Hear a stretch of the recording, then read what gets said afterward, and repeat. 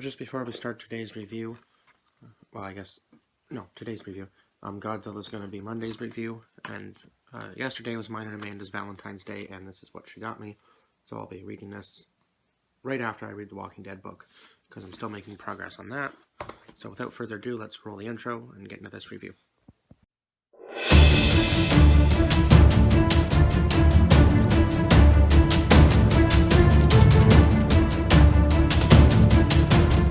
So today's review was of Suicide Squad. It's a very excellent movie, definitely action-packed, funny, and the dog's just going completely bananas over there because she's found her rope toy, finally. Anyway, this had a plethora of amazing actors and some that I'd actually never heard of before watching this movie. So they had some serious shoes to fill as those characters. But this is Deadshot, Captain Boomerang, Harley Quinn, El Diablo, Katana, Slipknot, Killer Croc, and the Joker's in the back because he's not actually part of the Suicide Squad. And if you've ever read a comic, I don't even think that... I know at some point he dies in the storyline anyway. So he's not really like a main role. But for this movie, they had so many different scenes cut out with him in it. And I guess, I'm not sure, was Jared Leto actually mad about that? Honey? Pardon? Was Jared Leto actually mad about the scenes that they cut out with him in it? It was rumored. I don't know if it's true or not. And Enchantress was the other character here. And what was the sergeant's name?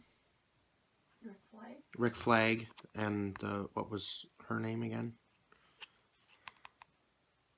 Amanda Waller. And Amanda Waller. So Rick Flag was basically in charge of the whole operation on the ground, and Amanda Waller was the one who put the team together, and she calls it the Suicide Squad. So basically it's a bunch of bad guys trying to save the world to do good things, and they do it because they have very serious prison sentences for the crimes they've committed in the past. And Amanda Waller's not a very nice person, let's just put it that way, because she never really gives them exactly what they want, although this movie was more lenient with that, I suppose, as opposed compared to the comic. So basically the storyline is that Rick Flag and the girl who Enchantress has taken over end up falling in love, and Amanda Waller knew that was going to happen. So she's trying to use Enchantress as... I don't really know how she's trying to use her, but anyway, they end up using her to try to take out the creature or entity that it's destroying the city.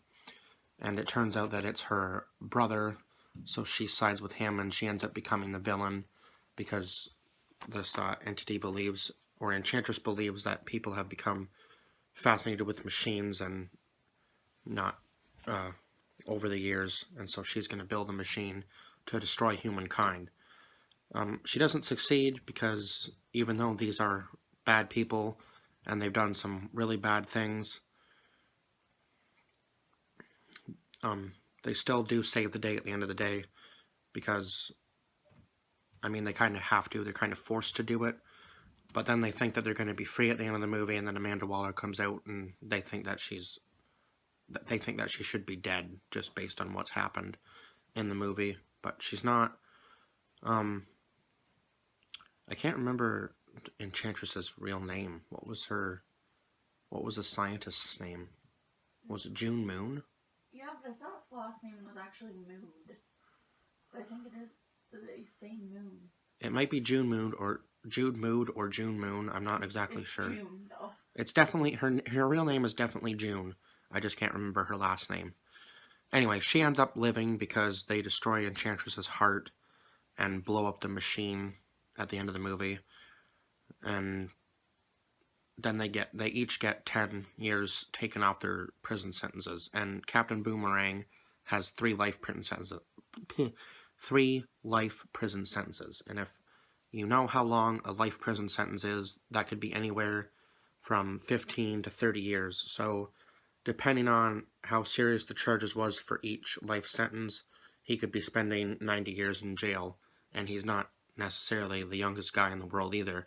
So he would probably die in prison if he wasn't out fighting to get time taken off his sentence. So as of right now, he's at least spending 80 years in jail. That's a long time to be spending in jail. So don't commit crimes, basically, is what this movie's is a very good point to take away from this movie. The music in this movie is really good. Now they did kind of change a couple of the characters. I know Joker really isn't he's a gangster in a way, I suppose, kind of, right, hon? The Joker? Yeah, but he's not really all blinged out and grills and all that stuff like they showed in this movie. So this was definitely a different Joker, but this is supposed to be the Arkham Asylum Joker. Do have grills? He never had grills in the other movie. No, but in this one he does. Yeah, I know, but that's what I said. I said he's never been, like, grilled out before or, like, blinged out or... Okay. Like, they've never taken the whole, like, gangster concept this far. And Killer Croc was also kind of, like, the same way, too, because he was from Louisiana. But Deadshot never misses a shot, and he usually it's a headshot, so you don't want to mess with this guy. And one thing that I found interesting in this movie was that a lot of the weapons were real and customized for the character. And if you've seen the movie, the wrist guns that Will Smith had on were actually real. So every bullet that was fired was a legitimate bullet because he wanted to actually have the effect on. So that wasn't actually CGI. That part was real. So that's pretty cool, if you didn't know that. And, yeah, I know there's going to be a second movie coming out pretty soon. Justice League just came out last year. And then I guess there's an Aquaman movie coming out this year for DC, but this year is mostly going to be completely Marvel because there's Black Panther, Infinity War, Ant-Man and the Wasp. There's an X-Men movie for Phoenix. So, like I said in a previous review, that they're definitely taking that a different direction now because they're doing standalone movies for certain characters.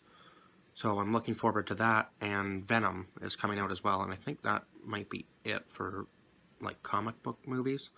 Now I'm a fan of both Marvel and DC, so I'm never disappointed by either